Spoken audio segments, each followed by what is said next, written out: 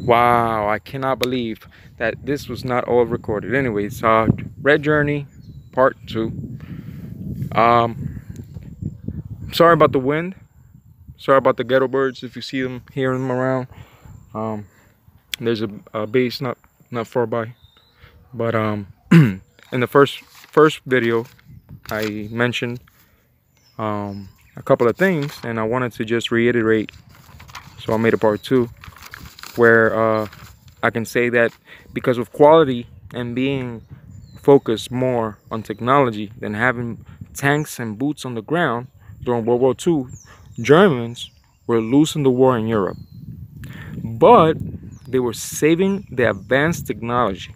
So they took it to Antarctica via submarines, where they found tunnels actually under Antarctica that can penetrate all the way to the middle, and places where they have hot springs and heat under the ice in some areas, which created sort of like a dome under the ice and provided heat. Therefore, a place where it was suitable for them to, construct their bases. It was said that they found ancient, they actually found some ruins, and they built on top of that, on the ground, underneath, but on top of that technology, using that, the remnants of whatever was left there,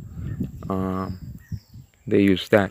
And moving on, a lot of the scientists were taken in. Operation Paperclip was not just scientists.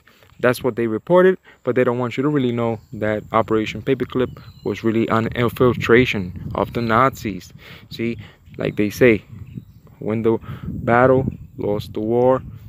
If we were declared winners of World War II, but point of fact, they were taking all that technology. Nazis were still operating in Argentina, in Paraguay. This is actually very documented. I don't know why people don't know. This is why I call it a journey, and this is why I'm doing this. I'm doing this because I want to see if people could take this in and be open-minded and wrap their heads around this, because our system that we deal with today is not our system. It's not we the people, and there's a reason for that. It's not just greediness. Yes, there's lots of that, but in actuality, the Nazis are running our government, and who will believe? As Skull and Bones, if you think about it, is a society, is very old, is tied to, it has Masonic ties. The Muslim Brotherhood has Masonic ties, which is very rare. The Knights of Malta, which were a part of the Masons, the Knights of the Templar, Knights of Templar as well too. Those are different knights. The Knights of Columbus. I don't know if you ever heard of that, but I remember going to school, and when we would celebrate a little party for, high school get together. Now, we would go to Knights of Columbus, which is, they have an area where you can rent and throw a party there. I actually have a couple of pictures still that I was young. Moving forward, Operation Paperclip was infiltration. They infiltrated all areas of our government, and it's hard to believe, but in 1955 we were sort of forced into an agreement to take in all these Nazis into our government, different areas.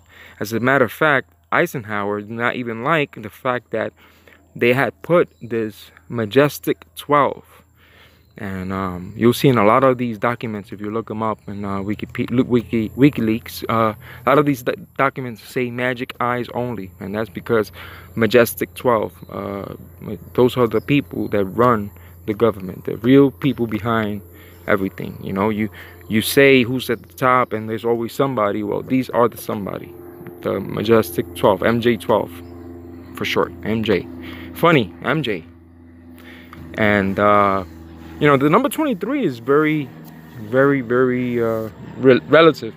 A lot of people don't understand this. That's gonna be a whole different day, whole different video. But in the 1950, that treaty was signed as well, late 50s, like 58, by all major countries in the world that Antarctica would only be used for peaceful research. Or so they say. We go into Project Iceworm. Project Iceworm was used to build complexes, tunnels, and underground bases, DUMBs, they call them DUMBs, deep underground military bases, DUM. So, which stood for deep military bases. In the United States Corps of Engineers worked to make these. You know, the corps till this day. That is one of the places that they do their dirty works. They wear their white glove, like they say. William Tompkins was recruited right out of high school, actually, to join and deliver packages all over Alaska and Antarctica to the Nazis. And he, you know, he signed a lot of papers of, you know, he actually he didn't really even know what he was doing until much later on.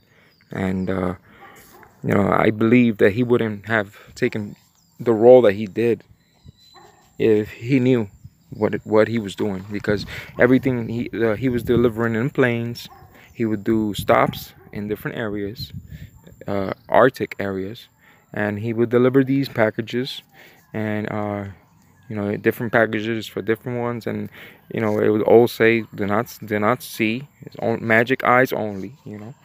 So once again, moving forward, all books that the government establishment, the education establishment, which was bought out, by the way. So our system, our educational system is privatized, even though we don't know it. So we go to public schools. We're going to a public school that is privatized entirely. And most of the books, or basically all the books, they really all misinformation. Do not get me wrong. There are some things that are there that are true, but they do not give you the full scope. They never do. Remember also that history is written by the winners. So with that, Godspeed, and I end my part 2 around just the same time, 7 minutes and 40 something seconds. Godspeed to all. Amor.